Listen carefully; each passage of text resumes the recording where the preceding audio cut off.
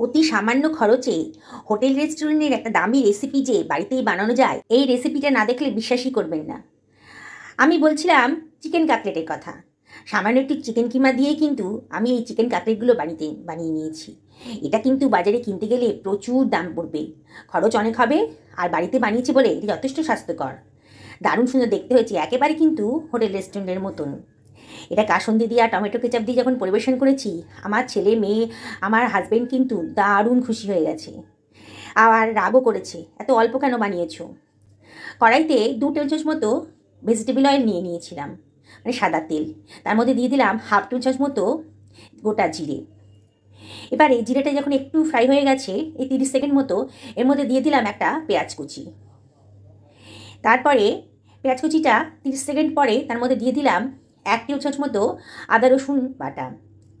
এবার দিয়ে দিলাম একটা টমেটো কুচি, আর দিয়ে দিলাম 2টো আলু, আর দিয়ে দিলাম 400 গ্রাম মতো বোনলেস চিকেন। এবার দিয়ে দিলাম 1/2 টেবিল চামচ মতো লবণ, দিয়ে দিলাম 1/2 টেবিল চামচ মতো হলুদের গুঁড়ো, 1/2 টেবিল চামচ মতো জিরের গুঁড়ো, 1/2 টেবিল চামচ মতো ধনের গুঁড়ো, আর 1 টেবিল চামচ মতো লঙ্কার গুঁড়ো। ঝাল ঝাল করলে ভালো লাগবে, লঙ্কাটা পরিমাণটা একটু বেশি দিলাম। আপনারা যে যেমন লঙ্কা পছন্দ করেন, ঝাল পছন্দ করেন, সেই অনুযায়ী লঙ্কাটা দেবেন। এবার সব কিছু ভালো করে মিশিয়ে দিচ্ছি। সব কিছু ভালো করে মিশিয়ে দিয়েছি। এবারে গ্যাসের ফ্লেমটা কিন্তু আমি এখানে হাই করেই রেখেছি, আর অনবরত নাড়ছি। এইবারে এর মধ্যে দিয়ে দিলাম 1/2 বাটি মতো গরম জল। তারপরে ঢাকা দিয়ে দিলাম 15 মিনিটের জন্যে মিডিয়াম ফ্লেমে। 15 মিনিট হয়ে গেছে, দেখুন আমার দেখেই মনে হচ্ছে কিন্তু আলু আর মাংসটা সেদ্ধ হয়ে গেছে। এবার ভালো করে সব কিছু নাড়িয়ে চাড়িয়ে দিয়ে এবারে আমি একটা স্ম্যাশারের সাহায্যে এটাকে স্ম্যাশ করে নিচ্ছি।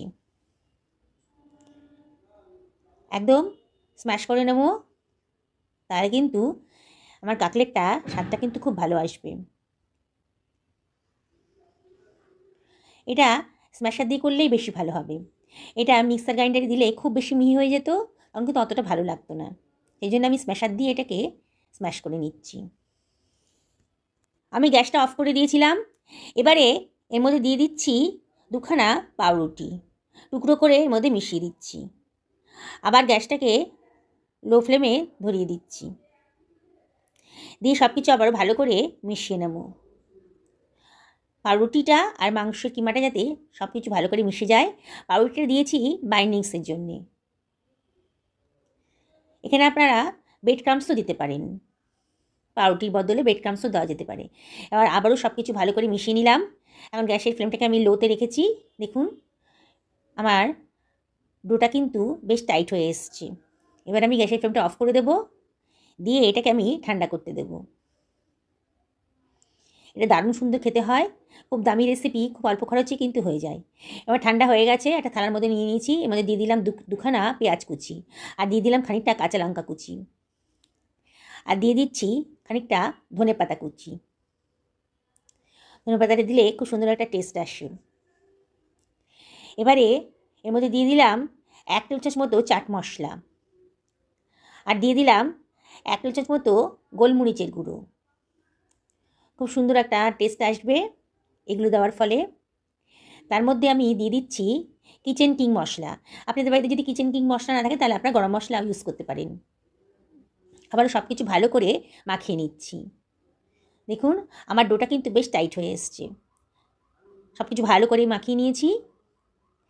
এবার হাতের মধ্যে একটুখানি অয়েল গ্রিস করে নেব।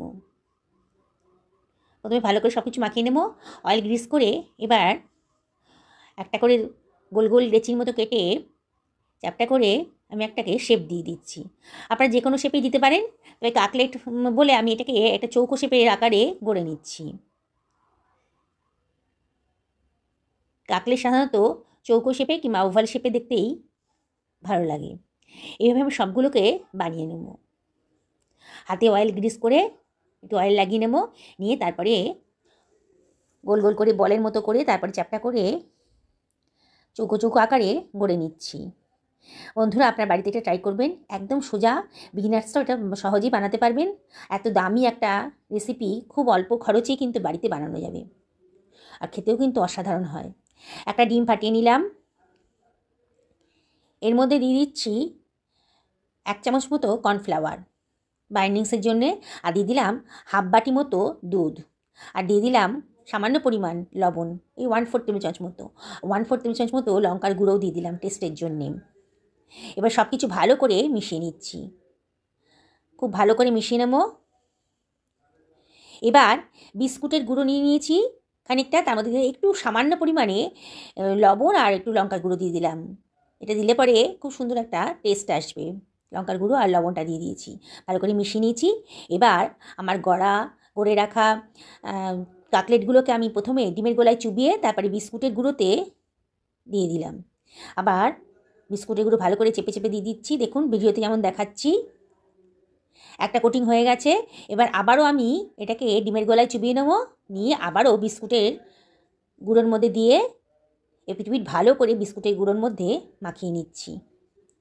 এটা 2 হাত ইউজ করবেন, নাহলে বিস্কুটের গুঁড়োর মধ্যে কিন্তু ডিমের গোলার জলটা পড়লে পরে বিস্কুটগুলো শক্ত হয়ে যাবে, তখন আর পরে ইউজ করতে পারবেন না। তাই 2 হাতই ব্যবহার করবেন। এইভাবে আমি সমস্ত কাটলেটগুলোকে রেডি করে ফেলবো। এবার কাটলেটগুলোকে সুন্দর করে শেপ দেওয়ার জন্যে আমি একটা ছুরি ব্যবহার করেছি। দেখুন, ছুরিটাকে সাইড করে করে দিয়ে আমি সুন্দর একটা শেপ নিয়ে আসার চেষ্টা করেছি। আপনারা যে কোনো শেপই করতে পারেন, বললাম কাটলেট বলে একটু ওভাল শেপের কিংবা একটু স্কোয়ার শেপের হলে ভালো লাগে। এইভাবে সমস্ত কাটলেটগুলো আমি রেডি করে ফেলেছি। দেখুন, এটা ফ্রিজে মিনিট 15 রাখলে পরে খুব ভালো হয়। হাতে সময় থাকে যদি, তাহলে ফ্রিজে রেখে দেবেন। এবার একটা ফ্রাই প্যানের ভেতর প্রয়োজন মতো তেল নিয়ে নিয়েছি। আপনারা যে কোনো তেল ইউজ করতে পারেন, আমি এখানে সয়াবিন তেল ইউজ করেছি। তেলটা বেশ গরম হয়ে গেছে যখন, তখন হিটটাকে মিডিয়ামে করে দিয়েছি, দিয়ে আমি কাটলেটগুলো ছেড়ে দিচ্ছি। একসঙ্গে বেশি কাটলেট দেবেন না, তাহলে কিন্তু গায়ের সঙ্গে ওদের গায়ে লেগে গিয়ে সবগুলো ভেঙে যাবে। আপনাদের ফ্রাই প্যানে যতটা আটবে ততগুলোই দেবেন। আমি চামচে করে অয়েল নিয়ে কাটলেটের উপরেও দিয়ে দিচ্ছি, দিয়ে এগুলোকে ভালো করে পিটু উল্টে পাল্টে ভালো করে ভেজে নেব, যাতে ভেতরটা কাঁচা না থাকে। এবার খুব সাবধানে উল্টাতে হবে, নাহলে কিন্তু ভেঙে যাবে। দেখুন আমি কীভাবে উল্টে দিচ্ছি, খুব সাবধানে কিন্তু করতে হবে, খুব নরম, তাই কিন্তু ভেঙে যাবে।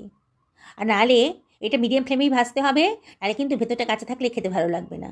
আমার কিন্তু মোটামুটি ভাজা হয়ে গেছে, আমি এবার একটা প্লেটের মধ্যে তুলে রাখছি। বন্ধুরা, রেসিপিটা যদি আপনাদের ভালো লাগে তাহলে লাইক করবেন, কমেন্ট করবেন আর শেয়ার করবেন। আপনাদের সহযোগিতা আমার একান্ত প্রয়োজন।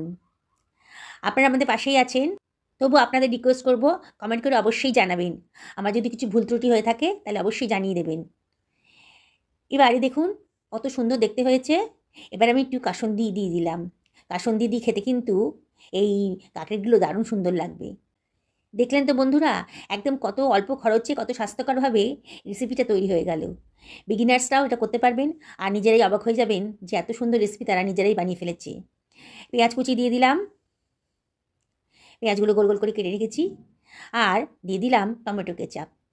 টমেটো কেচাপ আর কাসুন্দির সাথে সঙ্গে পেঁয়াজ কুচি দিয়ে এটা কিন্তু খেতে দারুণ সুন্দর লাগবে। বন্ধুরা, আমি আপনাদেরকে আবারও রিকোয়েস্ট করব, আপনারা লাইক করুন, কমেন্ট করুন, শেয়ার করুন। আপনারা সকলে ভালো থাকুন। আজ তাহলে এই পর্যন্তই থাক, আবার দেখা হবে অন্য কোনো রেসিপিতে। দেখুন কত সুন্দর হয়েছে, ভেতরটাও কিন্তু দারুণ সুন্দর হয়েছে। তাহলে আর কি, একদিন আমার মতন করে বানিয়ে ফেলুন, চায়ের আড্ডা একেবারে জমে যাবে।